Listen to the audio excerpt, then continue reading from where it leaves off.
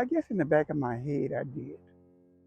But being young, a lot of that stuff don't you, into your mind, don't phase you a whole bunch. It probably made me better equipped to deal with the world. Taught you how to live with all types of people, how to react to certain situations. And I'm sure Nichols, because of the situation here, that helped some too.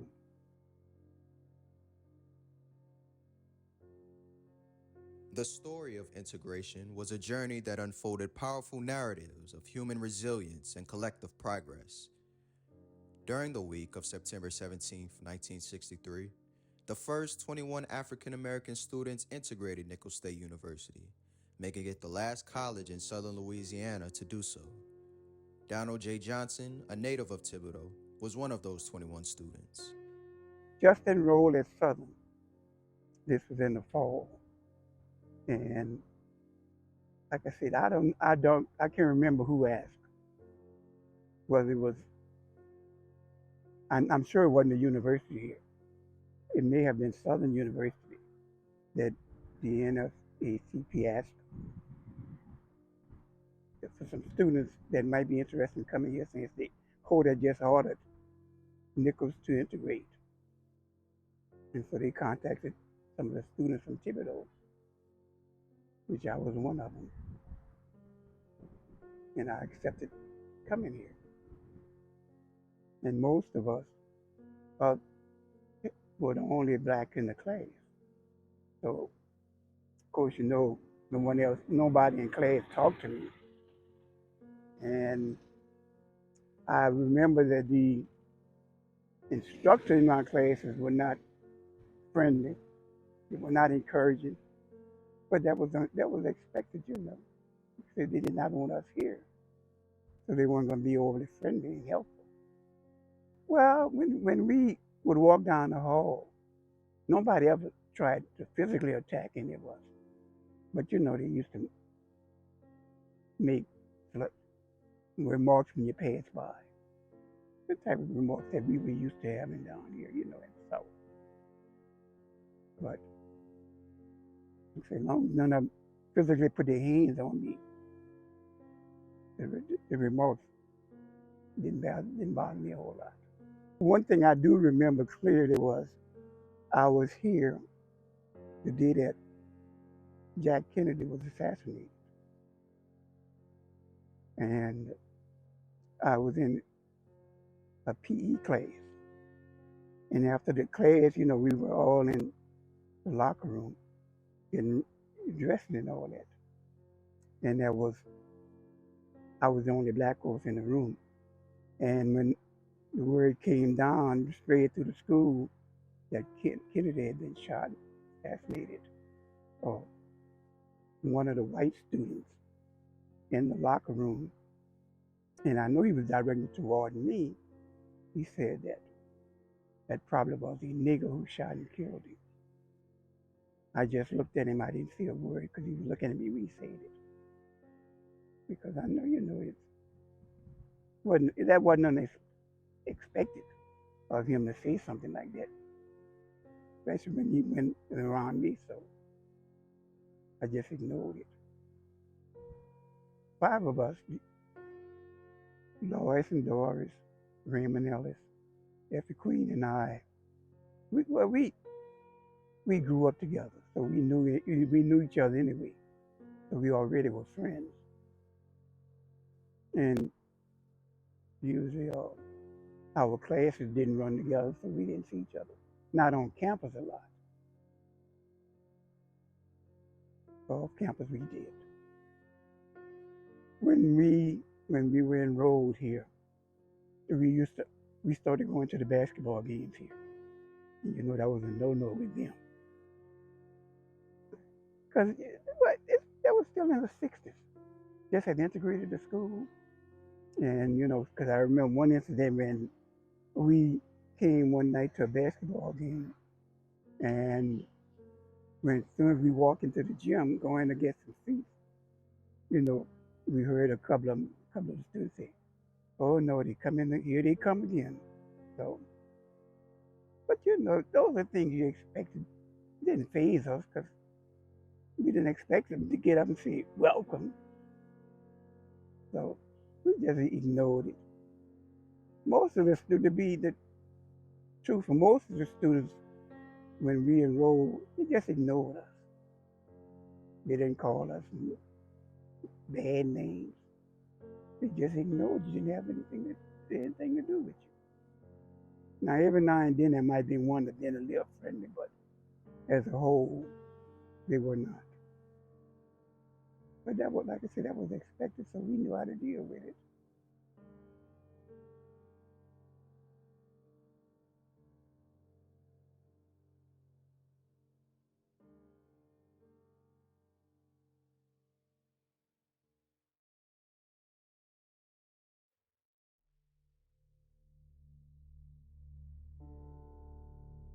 With unbelievable courage comes unwavering resilience. Among the first 21 students to integrate Nicholls, there was one student whose courage and resilience encouraged thousands to follow. In 1966, the late Raymond Ellis became the first black graduate at Nicholls State University. A proud native of Thibodaux, Ellis was a student at Southern University before he helped integrate Nicholls in 1963. As change came about, resistance followed soon after, and Ellis was no stranger to that resistance. Well, going to school, he had very difficult times. I like going to the cafeteria. He didn't feel comfortable in the cafeteria. So there was a tree that he would go sit at. They would bring their lunch in a brown paper bag and sit there and eat. So that was one of the things he didn't feel comfortable with. When they would eat their lunch out there, like a few days after they started eating there, someone went and put on the tree, nigger tree.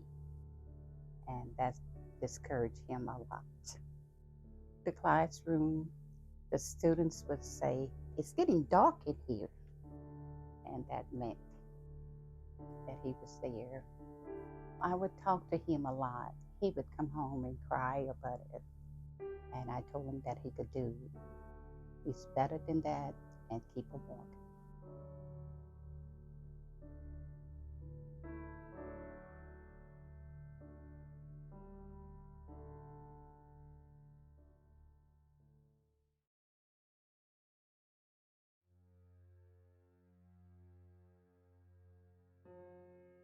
Resilience helps build character, but sometimes you need a little inspiration along the way.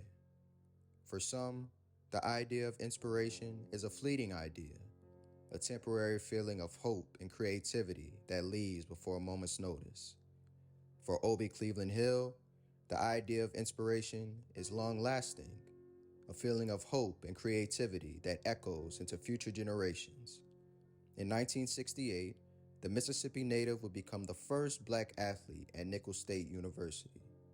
Similar to his predecessors, Hill understood the challenges ahead and the eventual impact that his presence would have. Actually, I started at Nicholls in 1968, student athlete, first African American to play sports at Nicholls. 1968, I know that was long before you all were born. So it's hard to imagine that period of time, you know.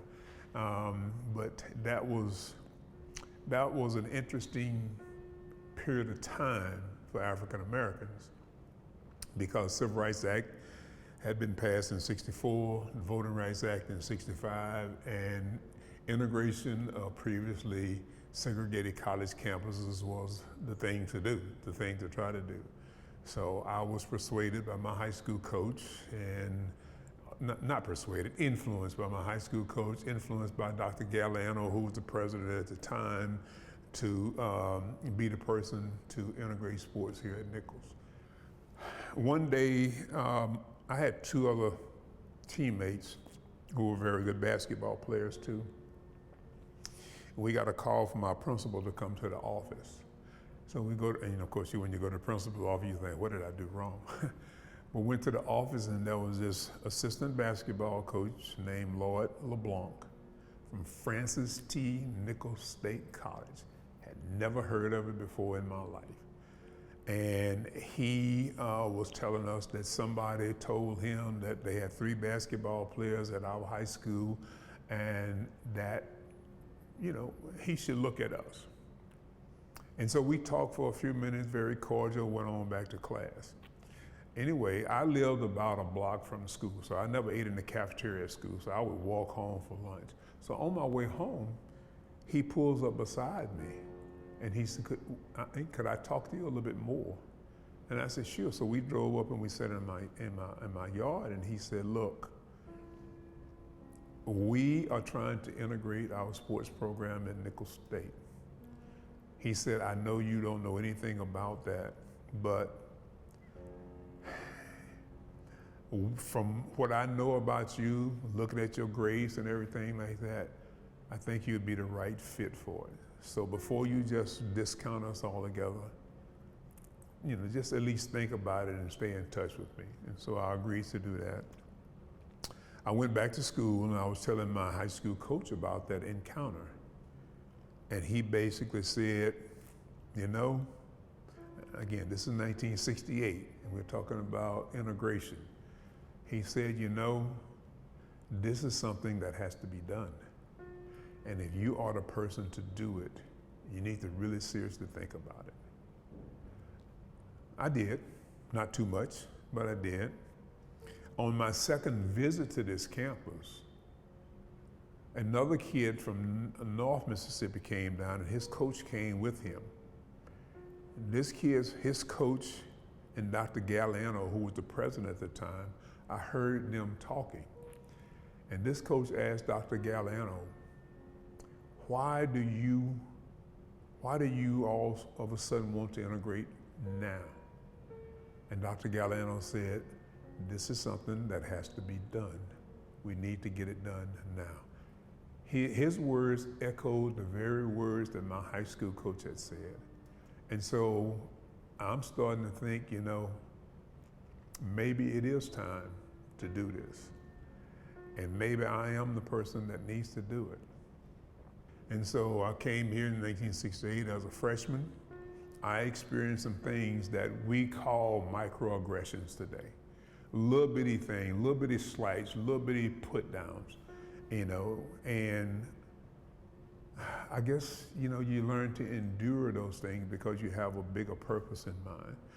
There was only one outright blatant racist incident that I had with a teammate. And of course, he called me the N-word. We were having a pickup game. He got angry with me and he called me that. And I was really taken aback by that. And I told some of the other teammates, surprisingly, they all came to my defense. He thought they were gonna come to his defense. And to his surprise, those guys had accepted me. Those guys had embraced me as their teammate. And I guess you could say they just felt like we're not going back to what it used to be. We're gonna go forward. I completed my degree requirements in 1972, Bachelor of Arts in Liberal Arts. Of course, back in those days, Nicholls only had one commencement a year. So I was actually conferred my degree in May of '73. However, in August of 1972, I had joined the Army. I was in at Fort Polk, Louisiana, when we had the ceremony for graduation. And then when I finished my 3 years of active duty, I decided to come back and pursue my certification to become a teacher. Now, let me give you a little bit of hindsight on that, because I never intended to teach. I was on the Army's basketball team, and I'm not talking about the military academy. I'm talking about the active Army basketball team. And we had played a tournament in Thessalonica, Greece, actually, and we won it. And we were asked by the State Department to go put on a clinic in Amman, Jordan. And if you know anything about Muslim culture, the use of the left hand is frowned upon. The use of anything to the left side of the body is frowned upon. And so we were putting on a basketball clinic, and we were trying to get the guys to play on the entire basketball court, and they all wanted to play on the right side of the court, you know. And it was difficult, but my coach at the time, the late Hal Fisher, came up to me and said, "Hill, have you ever thought about being a teacher?" And I said, you know, I wouldn't mind being a coach someday, but I don't want to be a teacher. And in his words, and I'm quoting him, he said, "Well, what the hell do you think coaching is if it's not good teaching?" That sparked my interest in coming back, getting certified to become a teacher. And I did that in 1975, 76. Began working on my master's degree immediately after getting certified, finished the degree, master's degree requirements in 1978, and went back and started teaching junior high school for 2 years, starting in 1976. And then in 1979, an opportunity came about for me to become the assistant basketball coach here. And ironically, I did not want to get back into athletics, but I was influenced to do it. And it was a good choice because it got me back into the university. 1985, after I had been assistant coach for about 6 years, I was offered a position in the physical education department. And that's how I took that position. That's how I got into the academic side. And from there, I decided, you know, if I'm gonna make this a career, I need to get a PhD or a doctorate, which I did. And after I got my doctorate, a position opened up as director of student teaching. I applied for that position. I got that. 4 years later, I was influenced by a friend of mine to seek the deanship in education at Southern University in New Orleans. I applied for that position, and I got that. After 1 year, the deanship in education opened up here. I applied for that. I got back here in 1999, and as they say, the rest is history.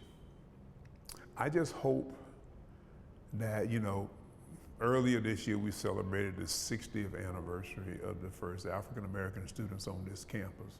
And one of the things I relate to is that they were a foundation for me.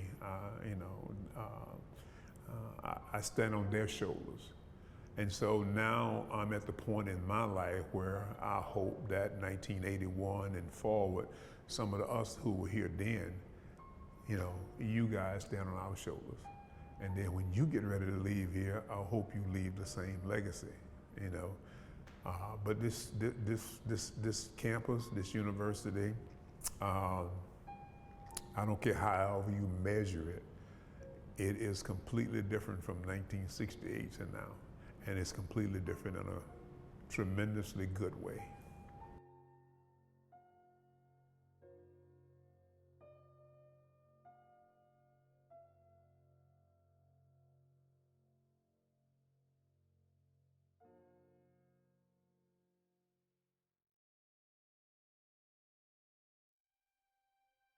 Innovation is the fuel that propels societies forward. It is the driving force behind progress, pushing us beyond our limits. Rodney Duke Woods, a senior majoring in studio fine arts, is no stranger to using his creativity to encourage deeper thinking and understanding. The 7-time Vogue feature photographer emerges as not only an art student, but as a passionate advocate for change. His love for art and commitment to social impact harbors a powerful force for raising awareness of social issues in the Black community. His brilliance has not gone unnoticed. The College of Liberal Arts has provided Duke with opportunities to showcase his work on campus and abroad. For the study abroad, that's the art department doing, and the liberal arts, and I'm very grateful for the opportunity because as an artist, leaving your hometown or leaving the area that you create in to go see and explore the world, to see museums that you probably would never seen before, And just to see different cultures, different backgrounds and everything really opened my eyes to see what I need to be doing in the art world. Because for me, traveling across the world and seeing the lack of black art in museums or the lack of whatever it is, like the issues that I talk about in my artwork, that inspired me and motivated me to create the body of work that I've been creating. My relationship with my professors here are okay. I do feel like we should have more professors in the art department that look like me, because it would allow me to have the opportunity to hear feedback from somebody that may have experienced some of the things that I experienced, or just to have a similar background, you know, because we in the art department where it's like all white professors, and they could be from Louisiana or whatever it is, but just having like experience the things that I have to experience as an individual and a person of color is just, they won't never understand. They could sympathize and empathize, but they would never understand what it feels like to be me. I'd rather create artwork that's very impactful and powerful than generic artwork, because after having conversations with people that see my artwork, they go home and they think about it. It's been multiple accounts where people came to me and be like, okay, like people that don't look like me, they came to me and were like, okay, I seen your artwork, and at first I couldn't like look at it or agree with it, but I really have to do like some self-exploring within myself and just thinking about what I saw, and not actually what I just like seen at the museum, but what I saw in your art. And that's, for me, is the most impactful thing, because I want you to think about it. I want you to reflect. I want you to be able to find a deeper meaning in my artwork and not just look at it and be like, that's cute, that's pretty. But just touching on social issues also shows us the side of things that most people won't see. They'll see a post on social media, but that's not enough. That's not enough at all. They'll see the mainstream issues, but there are so many issues that we face as African American that most people don't like to talk about or will just refuse to talk about. And like in the school systems right now, they're trying to take out a big chunk of Black history, and to say that there's a big chunk they're trying to take out is crazy, because we already have a small portion of that, and we only taught that history in Black History Month. So it's just like, just by them trying to eliminate the things that we did have, it's already heartbreaking. So just trying to preserve what we have and showing both good and bad, that's the reason why. One of my favorite quotes, I might misquote this, but it's like, the master tools will never dismantle the master's house.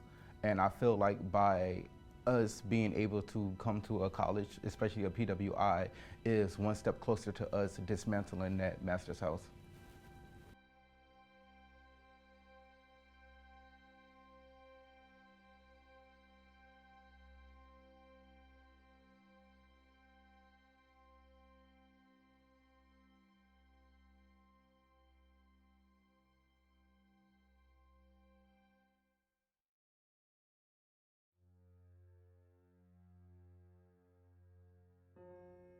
The legacy of integration is a living, breathing force that transcends time, echoing through the generations to follow. The struggles and triumphs paved the way for a more inclusive academic landscape, inspiring future generations to believe in future success. In closing, may the lessons from the stories of courage, resilience, inspiration, and innovation carry into the future. As we turn our gaze toward the horizon, may we be inspired to work towards equality, celebrate diversity, and build a world where the transformative power of education continues to break down barriers for generations to come.